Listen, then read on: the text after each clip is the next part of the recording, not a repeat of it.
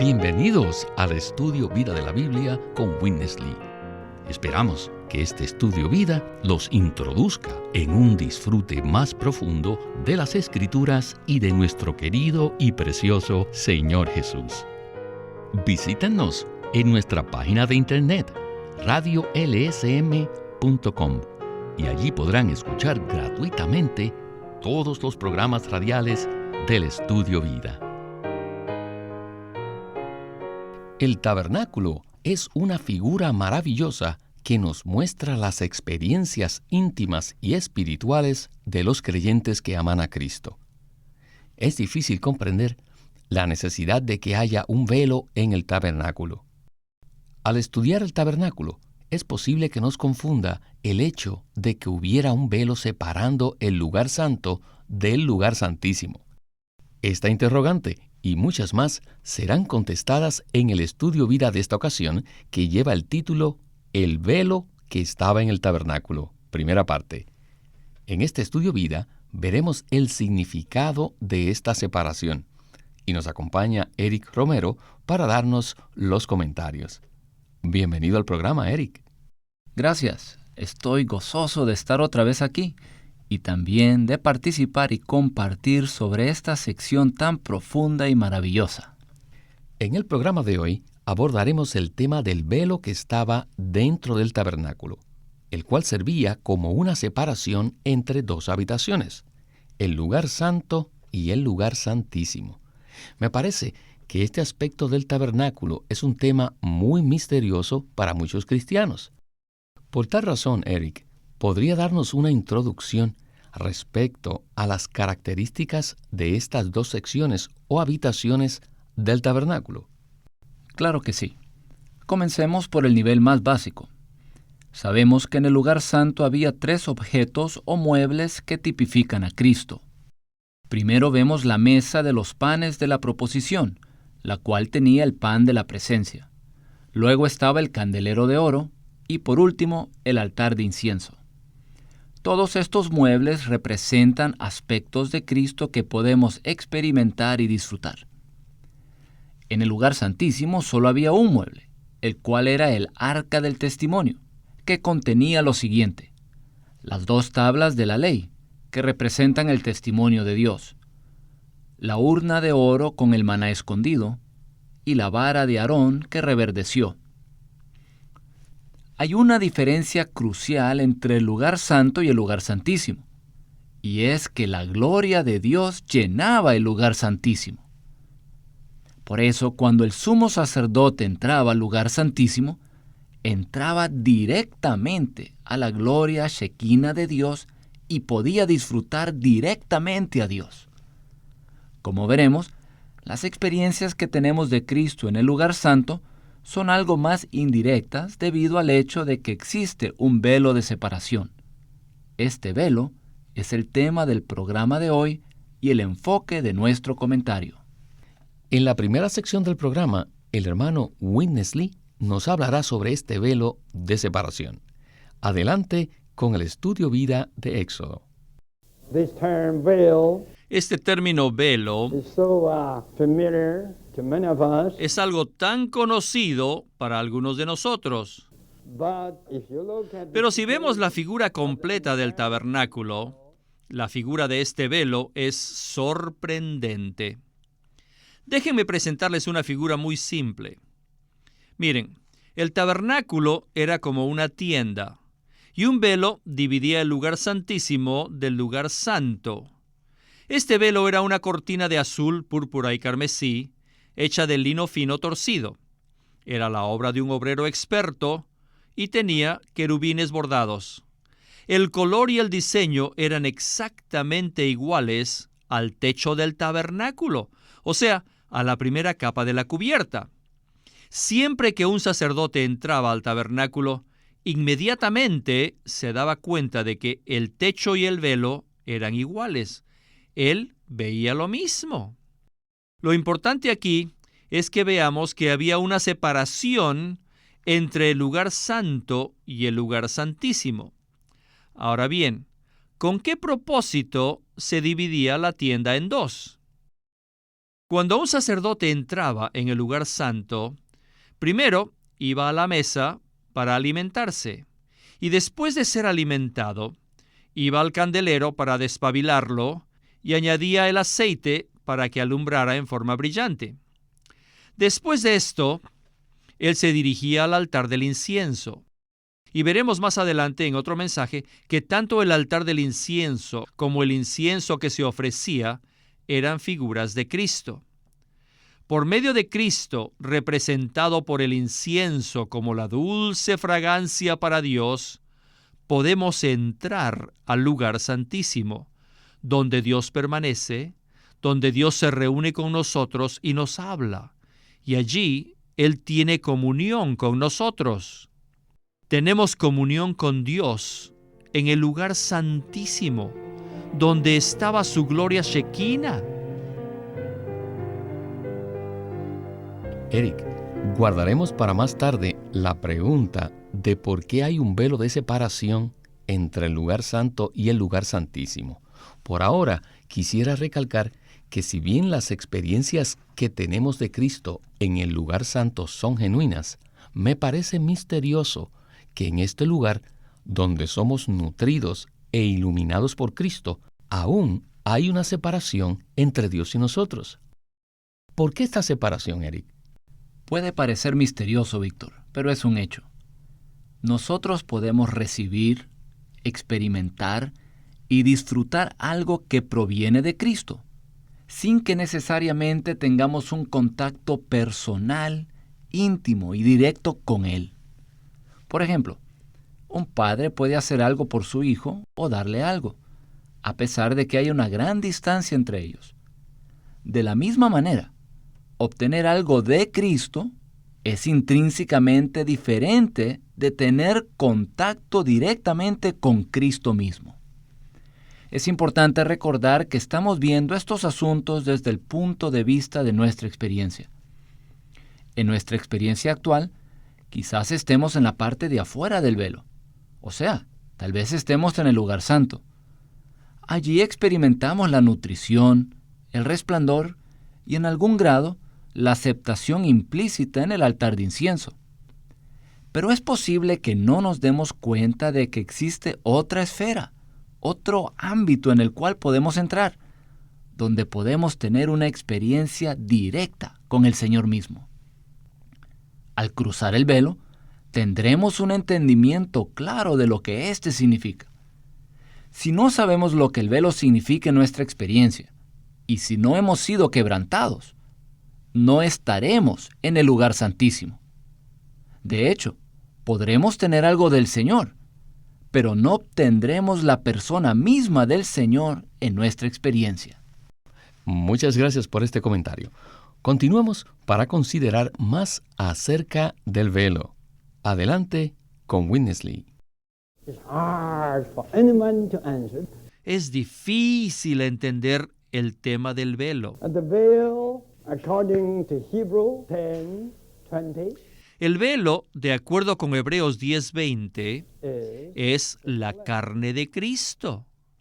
Allí dice claramente que el velo que se encontraba dentro del tabernáculo era la carne de Cristo y que este velo fue rasgado de arriba a abajo cuando Cristo murió. Esto significa que a través de la muerte de la carne de Cristo, el velo fue rasgado. También es difícil entender por qué el velo del tabernáculo estaba sobre 4 columnas. Las columnas eran diferentes que las tablas. Ya vimos que al norte, al oeste y al sur del tabernáculo había un total de 48 tablas, las cuales en tipología representan a los creyentes. Y estos creyentes son una figura del agrandamiento de Cristo, o en otras palabras, nos muestran el tipo del Cristo agrandado. Pero las 4 columnas sobre las cuales estaba el segundo velo no son tipos de Cristo.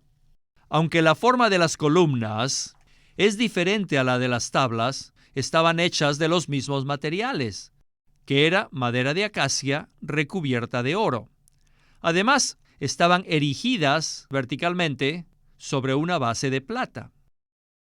Cada una de las 4 columnas se colocaba en una basa de plata, y había un total de 100 basas en el tabernáculo. 96 eran de las tablas y 4 de las columnas. Las tablas, como las columnas, representan a los creyentes que están firmes sobre la redención de Cristo. Ahora bien, ¿cuál es la diferencia entre las columnas y las tablas? Bueno, las columnas tipifican a los creyentes extraordinarios y las tablas simbolizan a los creyentes. Según Gálatas 2:9, Pedro, Juan y Jacobo eran columnas. Estos discípulos extraordinarios del Señor Jesús eran columnas en la iglesia. En Apocalipsis 3:12, el Señor dice que los vencedores serán columnas en el templo de Dios. Las columnas son extraordinarias. Hoy, en la casa de Dios, en el tabernáculo de Dios, tenemos la necesidad de columnas, no solamente de tablas. Las tablas son comunes. Las columnas eran una 12ª parte del número de las tablas. Espero que todos los ancianos en las iglesias sean columnas. Eric, en esta intervención quisiera que habláramos acerca de las columnas sobre las cuales se colgaba el velo. Las columnas son mencionadas varias veces en las Escrituras con relación a la edificación de la casa de Dios, o sea, la iglesia. También sabemos que Dios no tiene interés en una clase especial de personas que posean títulos o posición en una jerarquía. Entonces, ¿cuál es la diferencia entre las columnas y la jerarquía? Es posible que una persona pertenezca al clero, que haya sido ordenada de acuerdo con todos los requisitos de algún sistema religioso, y aún así no sea una columna. Tal clérigo es solo una persona religiosa, un religioso profesional, con cierto conocimiento bíblico y adiestrado para realizar actividades religiosas propias de su orden. Aquellos que han estudiado en un seminario saben que esta es la verdadera situación. O sea, pertenecer al clero o a una jerarquía religiosa no significa que somos columnas. Entonces, ¿cuál es la diferencia entre el clero o jerarquía religiosa y las verdaderas columnas o personas dotadas? Al hablar de personas dotadas, o sea, de las columnas, nos referimos a las personas descritas en Efesios 4, tales como los apóstoles, los profetas, los evangelistas, los pastores y maestros.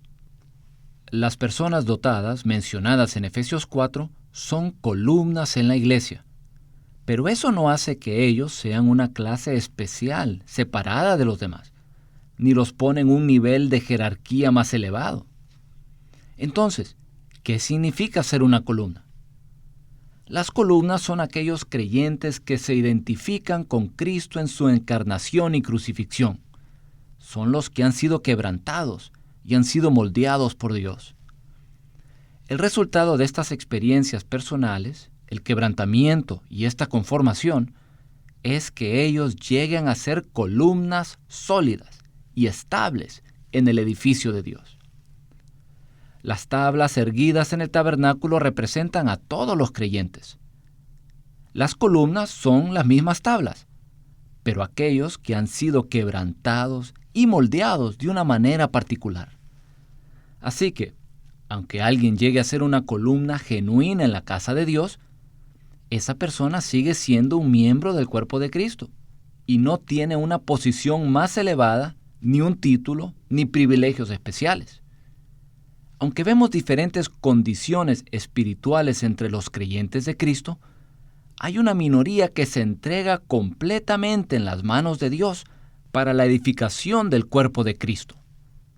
Ellos tienen el deseo de abrirse completamente al Señor y están dispuestos a pagar el precio necesario para que el Señor se imparta completamente en ellos.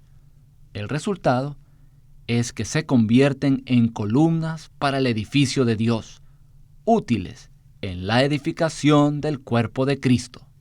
En este sentido, Eric, todos debemos estar alertas para no caer en la tentación de llegar a ser una clase privilegiada entre los creyentes.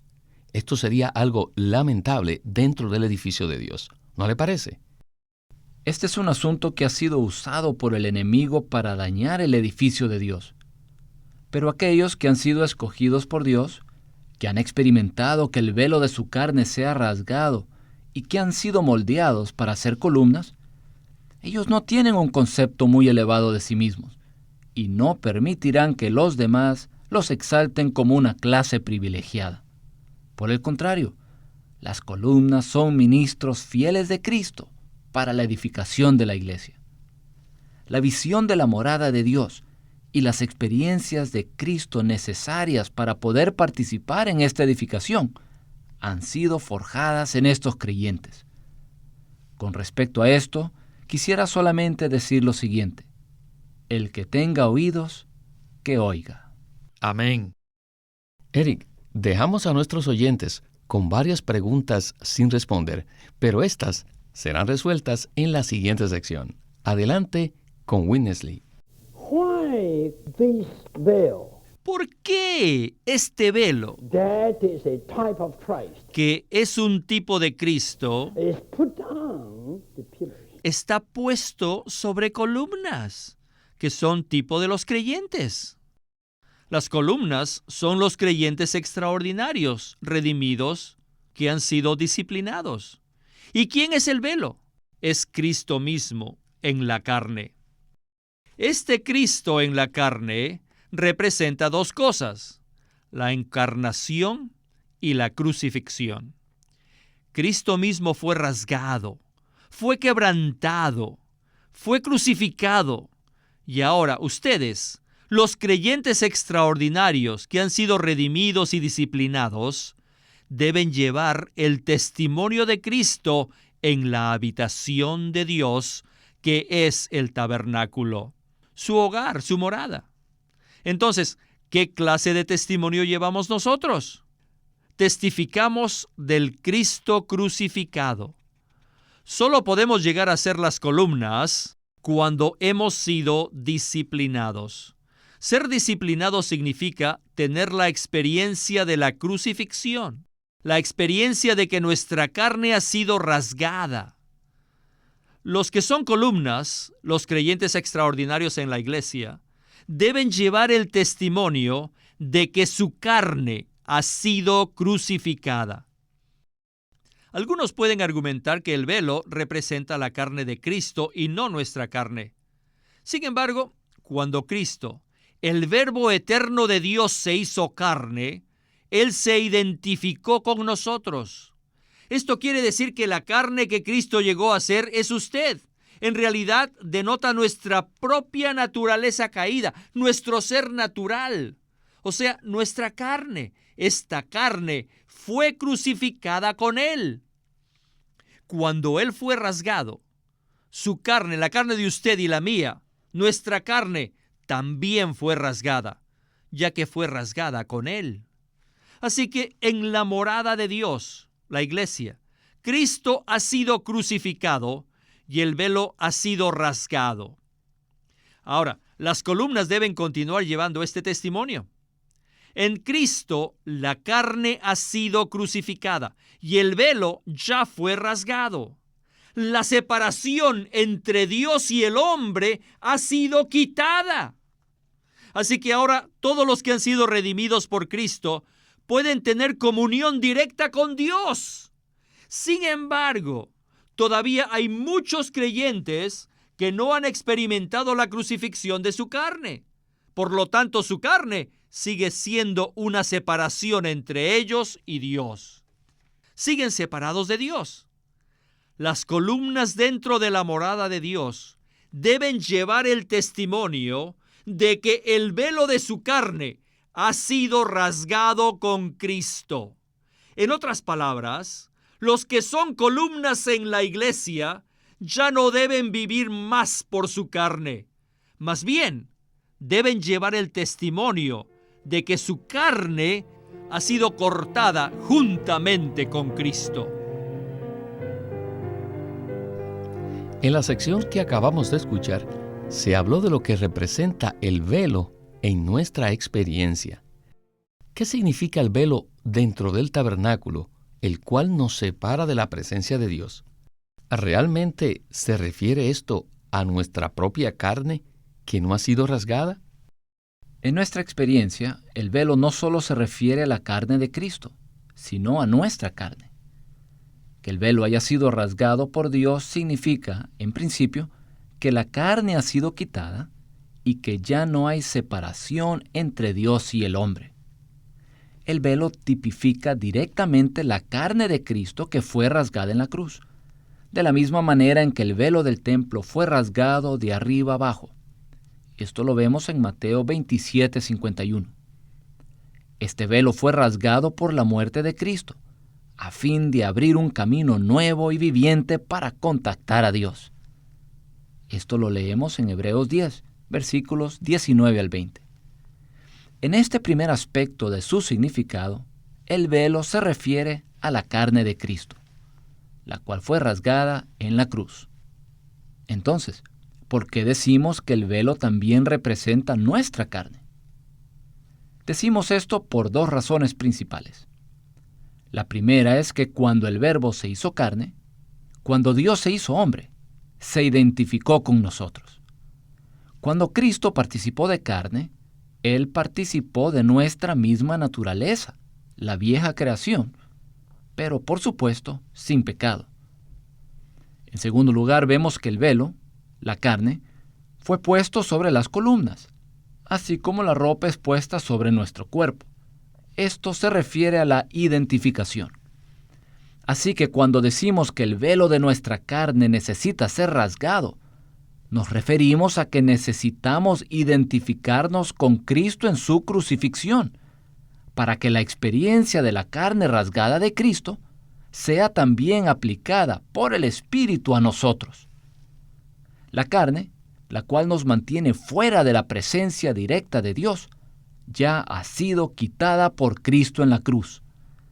Así que nuestra experiencia, conforme a Hebreos 10, versículos 19 al 20, tenemos un camino abierto, directo y viviente a la presencia de Dios en su gloria, en el lugar santísimo, que es nuestro espíritu. Este es realmente el punto crucial del mensaje en este programa.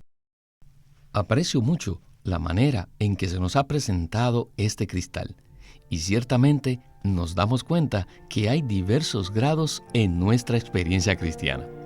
Bueno, Eric, muchísimas gracias por haber estado en este programa. De nada, agradezco al Señor la oportunidad de estar aquí.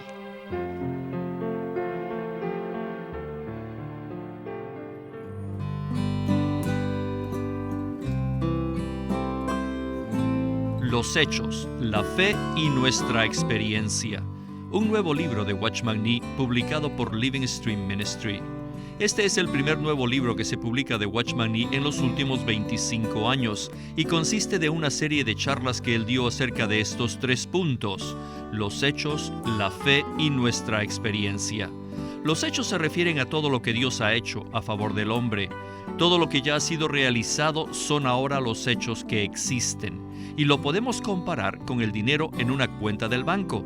Y la fe es lo que utilizamos para apropiarnos de estos hechos. Por fe aceptamos y reconocemos los hechos como tales. La fe es como gastar el dinero que está en el banco.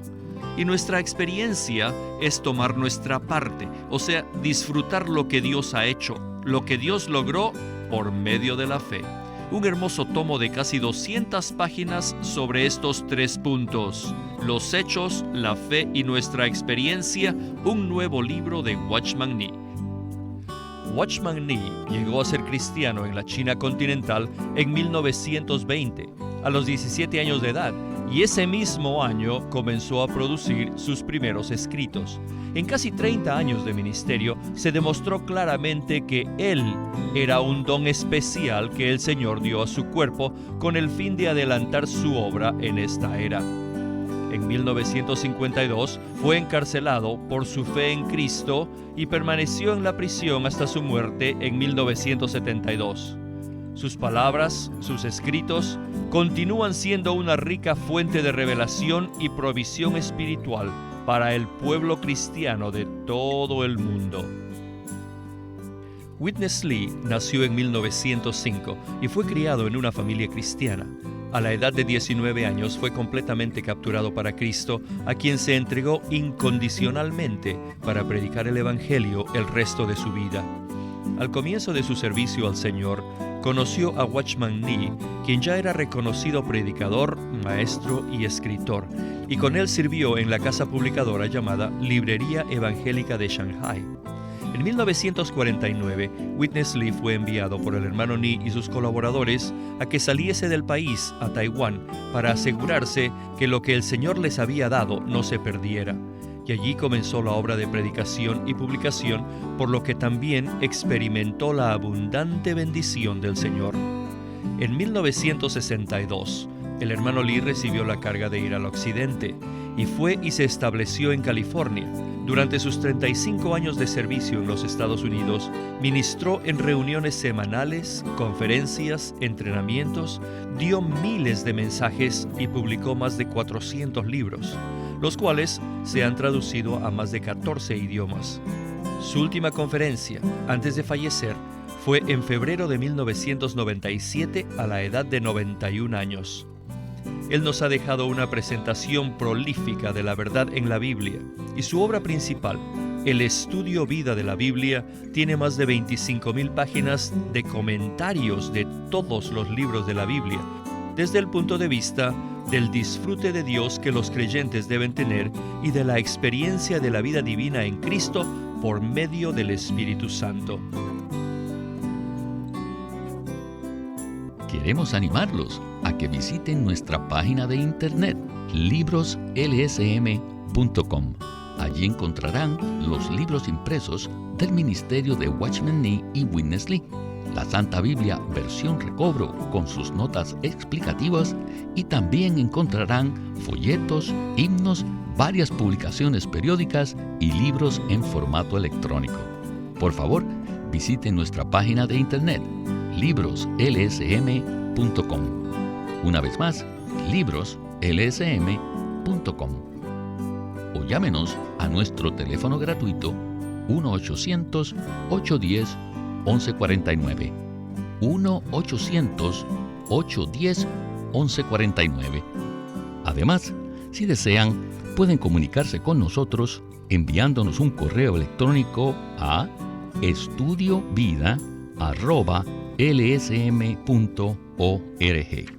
Una vez más, estudiovida@lsm.org.